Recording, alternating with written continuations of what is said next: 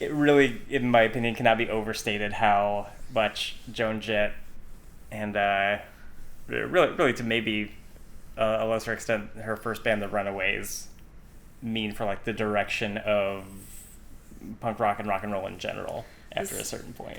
Y'all, this is a topic of conversation we have at least once a week. Yeah. At least once a week, we have like a full couple hours of Norm jokes. Norm MacDonald. We realized the last time we were talking about this, we like said his name once. And we talk about how basically Joan Jett changed the music industry at least once a week. We talk about that as well. Yep, and I will talk to anyone who will hear me on it. I am here to spread the gospel of Joan Jett. I am okay with this. She worked with a lot of young punk bands in the 80s and helped like make their records when they had no idea what to do. She more or less created the seeds for what would become the punk rock method of distributing records and touring.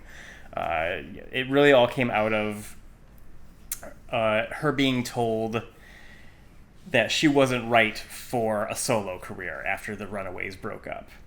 So when this album came out, and this was, I believe, her first album, that song was about being told that she was difficult to work with in some way and like not appropriate because of like what people knew about her for a solo, teen pop career.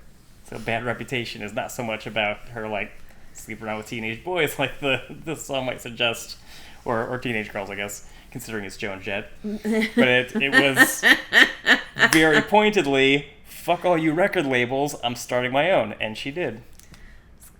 Yeah, I was gonna say, and early girl crush. Yeah, Definitely for me. For both of us. I was gonna say, I think for both of us. Yeah. I was like, who's that? I remember being just enamored with her immediately. Yeah. And other rock history minded people should feel free to correct me, but I don't think we saw a lot of anything like her in music before that. No. Yeah. I feel like she was very unique, and I don't have the same kind of knowledge or history or background in music that you do.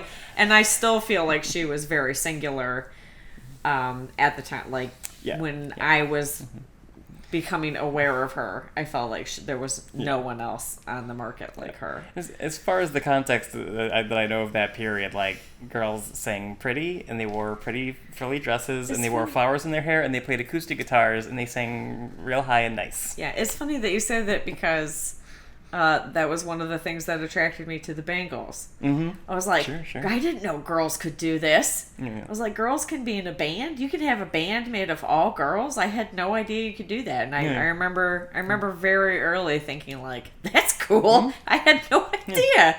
I didn't know that was allowed.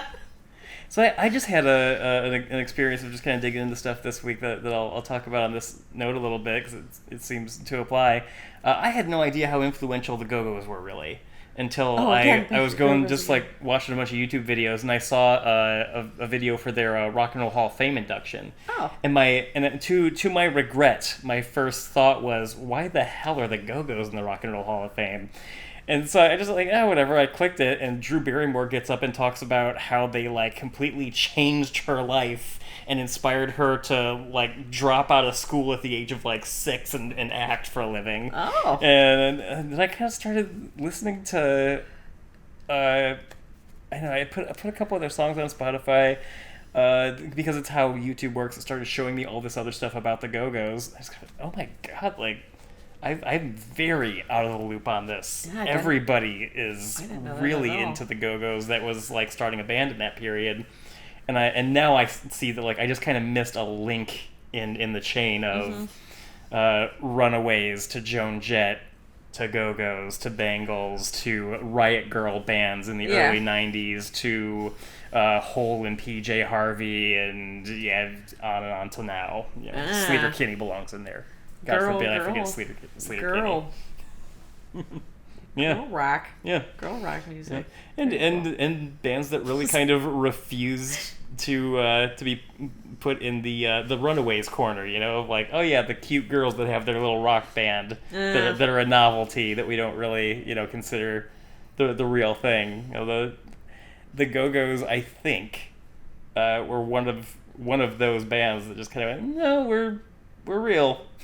We're gonna keep making records even though we're not on top 40 radio. We're gonna keep touring for decades. Well, I think this is a good segue into my next song. Absolutely. Because this woman is a powerhouse.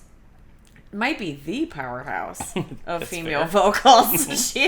She is. Whew, she is an unstoppable. Well, she was. Yeah. Oh, poor thing. An unstoppable force in music. Yeah. This is "I Want to Dance with Somebody Who Loves Me" by Whitney Houston.